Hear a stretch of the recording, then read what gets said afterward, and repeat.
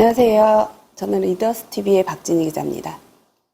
여러분들 저를 비롯해서 자기계발 관련 유튜버들이 책 읽기의 중요성을 많이 강조하고 있는데 왜 그렇게 책이 중요하다고 강조를 하는지 궁금하지 않으세요?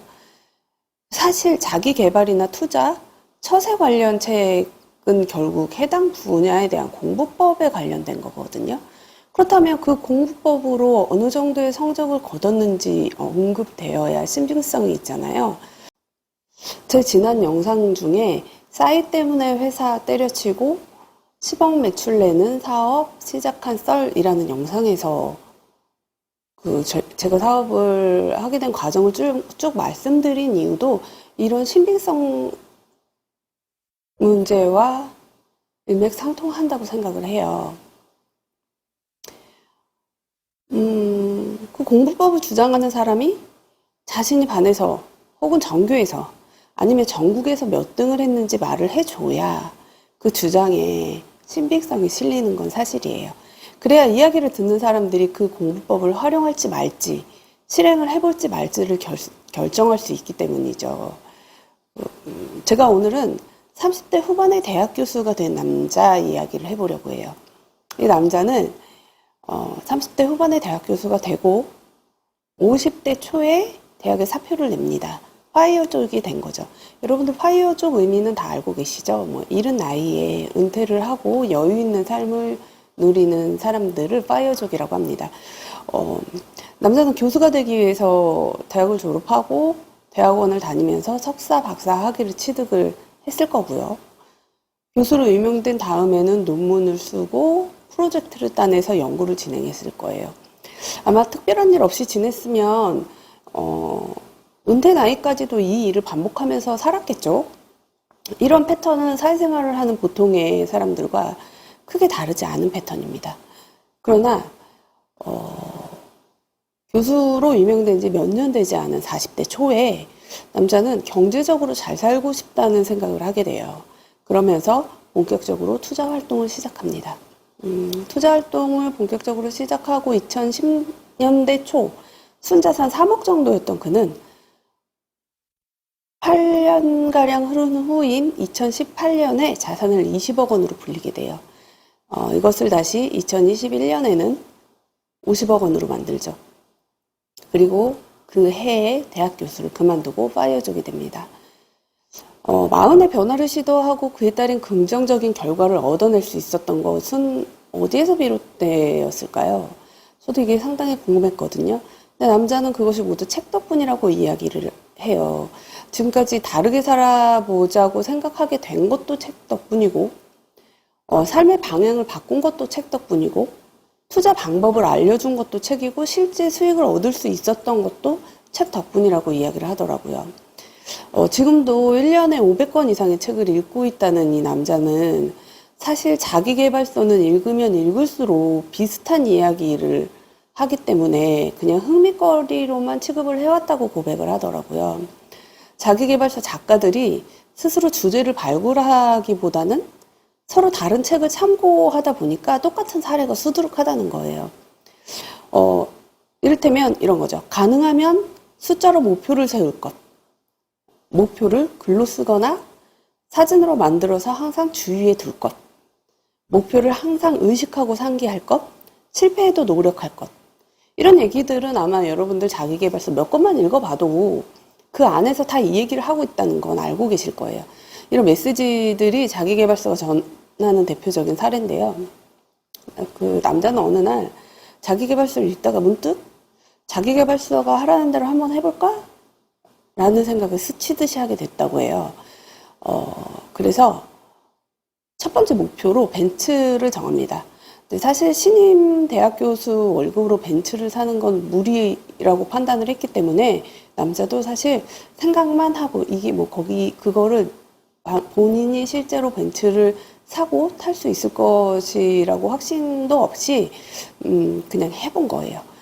불가능해 보이던 일을 자기계발서의 지침대로 목표로 정하고 종이에 쓰고 벤츠 사진을 구해서 매일 볼 수 있는 곳에 붙여놓게 되는 거죠.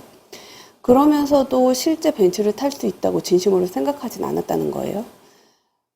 그런데 어느 날 벤츠를 사고 싶다거나 타고 싶다는 생각만 하던 그가 벤츠를 목표로 정한 후에 어떻게 하면 벤츠를 살 수 있을까를 고민하는 자신을 발견하게 된 거죠. 투자의 경우도 마찬가지예요. 2000년대 초반 실제로 벤츠를 사게 되면서 남자는 자기계발서가 단순히 읽을 거리가 아니라 사고방식과 행동을 바꾸는 힘을 지녔다는 것을 실감하게 돼요. 심심풀이로 읽었던 자기계발서를 스승이나 지침으로 인식하게 된 거죠. 이후에 2013년에 무심코 서점에 들렸던 이 남자가 넥스트머니 비트코인이라는 책을 보고 비트코인을 사기로 마음먹습니다. 그 당시에 비트코인이 아마 50만 원대였을 거예요. 50만 원대 비트코인 20개를 산 그는 비트코인이 5천만 원을 넘긴 지난해 2021년에 10억 원이 넘는 수익을 거둬들이게 됩니다. 덕분에 대학을 그만두고 파이어족으로 살아갈 수 있게 되었다고 하는데요. 사실 이 남자가 대학 교수긴 했어도 비트코인에 대한 성견 지명은 없었다고 해요. 다만 책의 힘을 믿었다는 거죠. 컴퓨터 프로그램에 대한 지식도 당연히 없었고요. 물론 당시의 여론도 좋지 않았어요. 언론뿐만 아니라 여론도 비트코인에 대한 부정적인 시각이 상당했을 때였고, 비트코인 사기, 투자 실패 이런 이야기들이 너무 많이 언급이 될 때였어요. 그럼에도 불구하고 이 남자가 비트코인에 대해 확신을 가질 수 있었던 것은 책에서 읽은 공급량의 고정을 믿었기 때문이에요. 비트코인의 경우 개수가 2100만 개로 고정이 되어 있거든요. 공급량이 고정이 되어 있다는 것은 이후 가치가 상승할 수 있다는 것을 의미해요. 근데 당시에 이런 것에 비트코인에 대한 사전 지식은 없었지만 평소에 꾸준히 읽었던 경제, 경영 관련 책들에서 기반 지식을 쌓았던 거예요, 이 남자는. 책을 보고 처음 한 투자가 10억 원의 자산을 마련해 준 덕분에 50대의 파이어족이 될 수 있었던 이 남자는 현재 50억 원 자산을 가진 타워팰리스 입주자이기도 합니다. 남자는 계속 책을 읽으라고 조언을 해요. 지식을 얻기 위한 책 읽기가 아니라 지혜를 얻고 행동을 변화시키고 마인드를 바꾸기 위한 책 읽기를 하라는 거죠. 지식을 얻기 위해서는 인터넷 검색이 책 읽기보다 더 빠르고 편리한 건 사실입니다. 그렇지만 우리가 단순히 책 읽는 것을 지식을 얻기 위함이라는 동일선상에 둔다고 하면 왜 백과사전은 베스트셀러에 올라가지 않고 백과사전을 추천도서로 내놓지 않을까요? 이것을 한번 생각해 보시면 책에서는 지식보다 지혜, 그리고 행동의 변화 이런 것들을 더 얻을 수 있기 때문인 것 같아요. 남자는 하루에 1시간씩 1년 동안 꾸준히 책을 읽어보라고 조언하는데요. 그렇게 해본 후에 자신을 성찰해 보면 책 읽기의 중요성을 실감하게 될 수 있을 거라고 조언을 하고 있습니다. 그가 어떻게 하루에 2권 가까운 책을 읽을 수 있게 되었는지는 저서 불을 부르는 50억 독서법에 상세히 소개되어 있습니다. 제가 말씀드린 남자는 이 책의 저자 최성락 교수인데요. 지난 영상에서 제가 1년에 60권 읽기를 어렵지 않게 할 수 있는 방법을 알려드리겠다고 말씀드렸잖아요. 1년에 60권은 사실 하루에 1시간씩 꾸준히 책을 읽으면 도달할 수 있는 분량입니다. 하루에 1시간 책 읽을 시간을 낼 수 없다고 하시는 분들도 이동 중이나 잠자기 전이나 혹은 아침에 잠 깨기 전에 잠깐의 시간만 활용해도 충분히 1시간 분량의 책을 읽을 수 있어요. 저 같은 경우에는 어디 이동을 할 때에도 가방에 늘 책을 가지고 다니거든요. 잠깐 시간이 날 때 읽을 수도 있고요. 또 주로 잠자기 전에 책을 보는데요.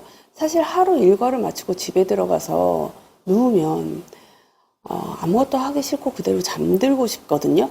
근데 그대로 잠도 못 들어요. 사실 주로 누워서 스마트폰을 본다든지 딴 생각을 한다든지 이런 시간들이 있단 말이에요. 잠들기 전까지. 그 시간에 저는 책을 많이 보는 편인데요.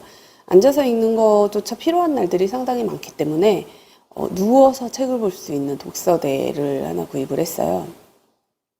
누워서 책을 읽다 보면 자연스럽게 잠들기도 하지만 그 책이 흥미로울 때는 누운 채로 휴식을 취하면서도 한 권의 책을 다 읽을 수도 있게 돼요.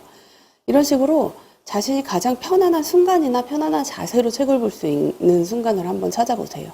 그러면 하루에 1시간 분량의 책은 큰 부담 없이 읽어낼 수 있습니다. 하루 1시간을 1년 동안 꾸준히 읽으면 60권의 책을 읽을 수 있게 되는데요.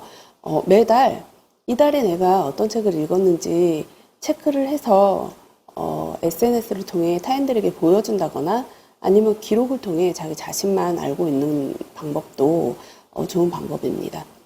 불을 부르는 50억 독서법에서도 책 읽는 방법과 책 고르는 방법 등이 자세히 소개가 되어 있으니까 한번 읽어보셔도 좋을 것 같아요. 자, 그럼 여러분, 저는 다음 영상에서 또 뵙겠습니다. 감사합니다.